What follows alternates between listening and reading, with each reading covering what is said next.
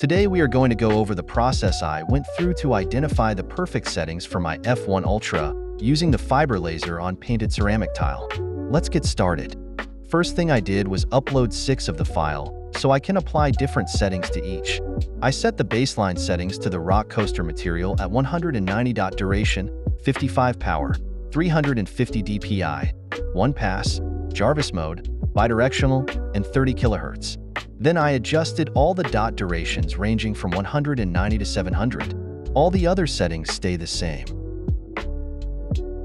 Once the engraving was finished, I brought it to the sink and gently washed the surface, followed by drying it with a paper towel or rag. Using the rock coaster I engraved as a reference, I can compare results.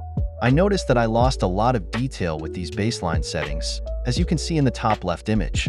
The higher dot durations were definitely not better, so we'll leave that at 190. I realized my power settings needed to be lowered drastically.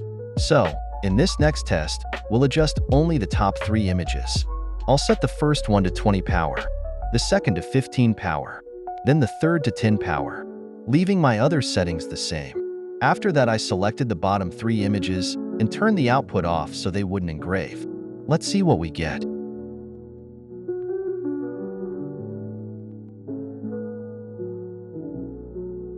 Again, back to the sink for a quick rinse, light wiping, and a wet reveal of the results. In this, you can already see that the third image is very high detail.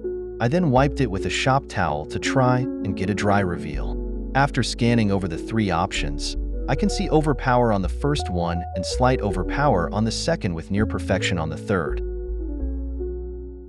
Now that I have my power settings, I'll select the bottom 3 and set them to 10 power. Next, we will establish DPI. Because the third image is already at 350 dpi, I decided to start the bottom left to 400 dpi, middle to 450 dpi, and right to 500 dpi. Before forgetting, I need to make sure I switch my output back on and turn off the output of the upper images. Now to process those DPI settings. When you attempt to process, you may get this tip.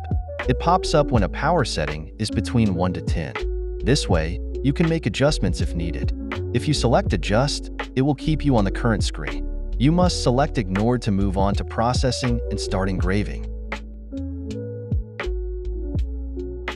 After a quick rinse and gentle wiping, you can start to see that the higher DPI has similar results to the higher power, leaving larger spots of little to no detail. I decided that image 3 shows the most promising results. After scaling and aligning the image on the tile, I then did the same with the text.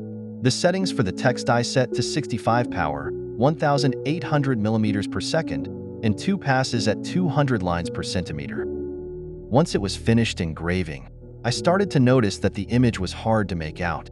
I think maybe it will improve after I rinse it. I wasn't so lucky. The image was not as clear as I hoped. Now back to the design to make what would be my final adjustment. I switched 1 pass to 2 passes. As it was engraving, I could tell as soon as it started to make the second pass that this would be it. After it finished, I ran it back underwater, wiped it, and there it was. The perfect settings. After about an hour of going back and forth from the office to the sink, I finally got it. I decided to compare 1 pass to 2 passes side by side. Immediately, you notice the higher detail visible on the 2-pass version. You can identify every individual hair on his head. From beard to skin, the details are incredible. Then, taking another look at the 1-pass version, I struggled to even get my phone to focus because of the faint reveal. Only 2 steps left for me to do. Save the settings, then add a nice clear coating. I hope you enjoy tagging along with me as I discovered the perfect settings. Be mindful that even if you are using the same machine, that your results may vary. I encourage you to test these settings before using them on a product you intend to sell, just in case they need some tinkering. Be sure to like and subscribe for more videos and content in the future. Until next time, stay coachable,